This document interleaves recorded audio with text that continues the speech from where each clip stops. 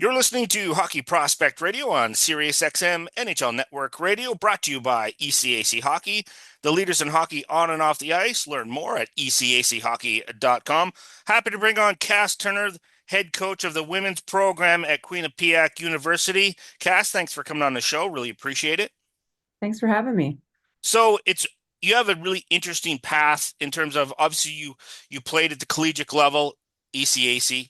How you all everybody seems to come back to the ECAC for various reasons, and then you went on did as a grad coach as well, and then go on, and then you had 1 year at Colgate, and then with Quinnipiac for 17 years, seven Mhm. as an assistant associate coach, and then 10 as now this year 10th year as head coach. Why has it been such a great fit for you with the program, with the university, and just sort of take us back through that journey of coming in as an assistant coach that first year and up until like 17 years now to this point? Yeah. Yeah, it's been a journey and it's been an awesome journey. Being at Quinnipiac, I think for me, my biggest why in coaching is I just want women to be in a place where they are valued and they can enjoy this sport, but realize what they can accomplish in this world by being in an environment where they can perform at their best, where they're expected to win, where they can learn all those tangible lessons that will help them for the rest of their lives and to have great academics and great athletics and have that combination. And I think that's exactly why I've ended up at Quinnipiac and why I've lasted here for 17 years. I feel so grateful to be a part of it because our student athletes can have it all here. Quinnipiac definitely values hockey and wants hockey to be at the absolute top, and that's amazing. But the academics are unreal too. So it's been a really good fit for me. I find it really fascinating because both you and Rand Pecknold have been at your positions at Quinnipiac for an extended amount of time.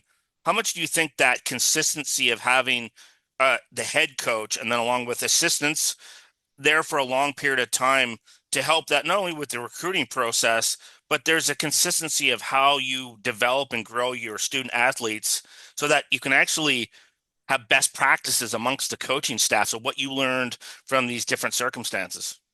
Yeah, you're exactly right. Like my staff has been with me for a long time, and Amanda Alessi, she's been with me since I started as a head coach. Brent Hill's been with us for 4 seasons, and both of them are unreal and have coached at the absolute highest level. Brent coaches with Team USA, and Amanda has both played and coached with Hockey Canada. So having a staff that knows Quinnipiac, knows all of its, advantages and really can recruit to such a great school. And then in terms of our athletes, like when you're here, like you said, for a longer period of time, you really understand how to develop those athletes within the framework here. And I think for us to know each other as well as we do and to really be in a position where we can, dial in and continue to get better every year at what we do and refine how we do things, I think our athletes, only get a better experience as a result. How much was the experience of coaching that for Canada at the U18s help you look at that age group? Because sometimes you're within a college program and and that's regardless of any industry, you get caught in a tunnel vision. And then if Yeah. you kind of step outside of that and see a younger generation or an older group, it helps you with your perception of what steps you should take or maybe forget about what it's like at that stage of development. How has that experience helped you as a head coach? Oh, you're so right. Like coaching the U18 level, it's different. And I think it brought a great appreciation for making things a little simpler. The skill level at the national level in Canada is amazing. And so you're going to get talented athletes, but how can you simplify in a short-term event where you can't make a lot of changes or you can't really put a ton of systems and things like that in place, but how can you think about how you want to play in simpler terms and make it a lot of fun? And I think coaching in that environment definitely helped me with that. I found myself being a lot more flexible, adaptable when I came back to our team, but also understanding that a plan is important too, and making sure that it's something that is understandable to the athletes, that they know what you're looking for. Like how can you talk a little bit more in concepts versus just, you go skate here, you go there, how can we make it simple in what we want to accomplish? And I think I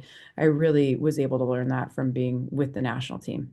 You find that today's athletes are much more visual learners and they ask more why questions. So those Mhm. concepts, you have to sort of break them down in real simple terms, but here is the reason why we're asking Yeah. you to do this. And by doing this, you're building these habits for these predictable outcomes. Absolutely. I actually have a sign on my wall that says, "It's not what you teach, it's what you emphasize." And, I think as a young coach, definitely had moments where I'm like, man, I've told them this a million times. Like, why are they not doing it? And I think as you get older, you realize, you got to keep coming back to it and you got to come back to it in different ways. You got to find ways to compete on the things that you care about to create your identity. You have to show it to them in video. You need it to be something that is there all the time. And can you continue to reiterate it? Because you never know how it's going to impact each athlete and which method you're using is going to make a difference for them. And I think it's that approach that's really helped us to have a definable identity in how we play. And I think people look at it and sometimes think, oh, they're really disciplined. And I think it's it's not it's sort of discipline, I guess, but I think it's an after effect of really looking at how we teach and making sure that it is something that's very consistent and we approach it in different ways.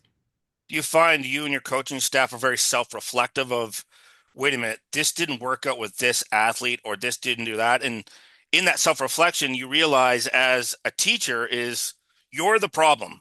It's like it's not the athlete or the Yeah, or who you're trying to teach, but you're the problem. You're not yeah. conveying what you want in a way that works for that particular athlete or a group of athletes, and you have to come back and redefine what you're doing and find a different strategy. You find every year or even every month you have to sort of like maybe tweak that a little bit? Every day. I mean, when do you work in a profession where, results are where they're out on display every single day, even in practice, like I take it very seriously how well things operate and what they get out of each day. And I think that self-reflection is a part of every day. Like, what could I have done better today to have helped us to get to the outcome that we wanted? And it all dives back into the process. But I appreciate my staff because they all think that way too. And I think as a result, like we hit the off season and I think we all, after a little bit of time off, like we all reflect in a way where we're really working to make things better that next year and to fit for the group that we have and the personality that we have. And as much as we possibly can, we work really hard to include our athletes in that too, because it is their personality and their identity and their culture. And so it's what they want that's really going to resonate with the group. And so we work to collaborate as much as we can. Do you find within your group as well that the leaders will emerge, but everybody will lead in a different way, and that just because you wear a letter or you don't wear a leather doesn't mean you can't be a leader, that you're not in charge but you're responsible for the people in your charge? Totally. I think we have the most amazing strength coach here. His name is Brajesh Patel, and he won an award 2 years ago for one of the top strength coaches in college sports, right after our men won the national championship. And he is huge in developing that kind of leadership in our program and definitely does it for our men as well because he helps them to understand that leading yourself is the beginning, but there's ways for everyone to step up and help one another and to have pockets and moments where they're making a difference for people around them, regardless of whether they're, a captain or an assistant captain. And I think it really creates ownership and really a mindset that who we are is because of who you are. And I think everyone on our team understands that how they show up that day is really important. He has a sign that says you're responsible for the energy you bring into this room. And I think they have that check, that mental check every day when they come to the rink, whether it's for a training session or whether they're coming on the ice. How you frame the perception, your personal perception of what's around you. You can't control everything, but you can control how you perceive things. Totally. Yeah, and that's what I think is really interesting in that respect about coaching. So, um, that's why I always like to have these conversations. And Cass, I want to thank you very much for coming on the show. Really great insight, particularly from the coaching standpoint and your philosophies and your coaching staff's philosophies. And good luck through the rest of this season. And we'll be rooting for you. Awesome. Thank you so much. We're going to take a short break on Hockey Prospect Radio. Stay tuned, and we'll be back right after these important messages.